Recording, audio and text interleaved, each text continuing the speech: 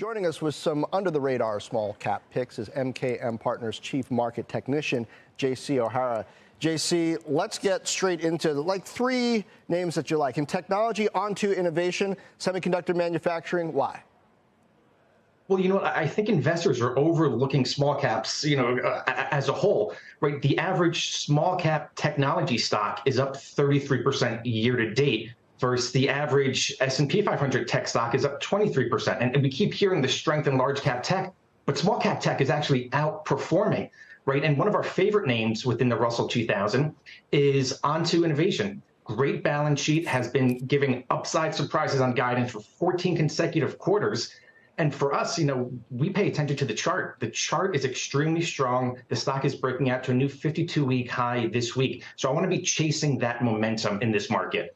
Okay, so one of these names, Front Door, that does home service plans. I was looking at some of the names in your small cap picks list. They seem to have to do with the idea that people are going to have to make do with what they've got, perhaps in an inflationary environment where you can't afford to get new stuff.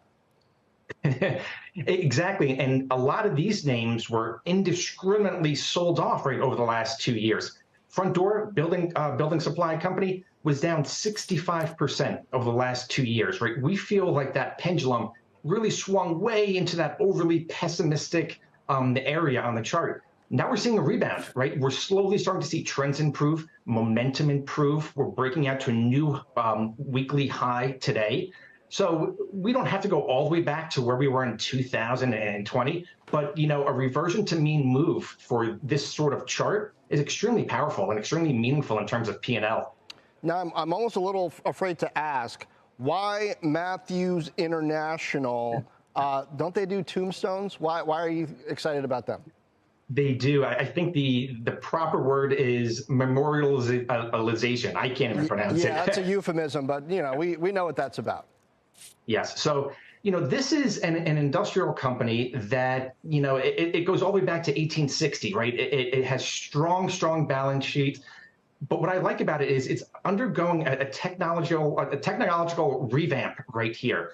And that's being reflected into the price chart, right? The price chart is breaking out to new highs. So again, another small cap name breaking out to 52-week highs. We want to be chasing this momentum.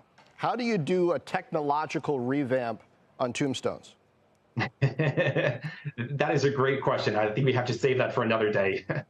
Well, hopefully we have another day. Hopefully we don't need the product before we get back to it. So bigger picture on small caps right now. They tend to be more volatile during turbulent times if the market's turning down, if the economy's turning down. Though right now, things are looking up. The people who are predicting a recession this year, a lot of them are pushing it out to next year. What's your expectation for how small caps respond, even post, say, the jobs report, which we're looking for at the end of next week? Well, if you think about it, investors and institutional portfolio managers have had over 2 years to prepare their portfolio for this consensus call of a recession. And every time the recession gets kicked down the road, small caps look a lot more valuable, right? But the issue is, history suggests you don't want to own small caps in front of a recession, right? That's not the best time in the cycle to own these small caps. But, you have this bias, right? The S&P is up 14% year to date. Russell 2000 is up 6% year to date, right? So that confirms that, hey, a recession could be coming, large cap outperformance. Okay. Well, but we'll leave it there. We'll leave it there.